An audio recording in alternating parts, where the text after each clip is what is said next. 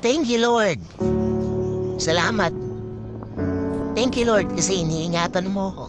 Salamat, Panginoon, kasi yung magulang ko hindi mo hinahayaan na magkasakit. Panginoon, salamat kasi yung blessing lagi mong binibigay sa pamilya ko. Salamat, Lord, kasi kahit mahirap, pinaparamdam mo sa akin na kaya ko. Salamat, Panginoon, kasi sa dinabi-dabi ng problema, bakit ako? Salamat, Panginoon, kasi tina-challenge mo yung buhay ko. Alam niyo po, ikaw na nanonood. Minsan magpasalamat ka sa Panginoon.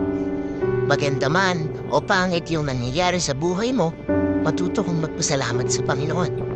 Dahil siya lang naman yung dahilan kung bakit ka matibay, kung bakit ka lumalaban, kung bakit may nakakaharap kang mga problema. Challenge ka ng Panginoon dahil alam niya kaya mo. Alam niya mapagtatagumpayan. Kaya thank you, Lord.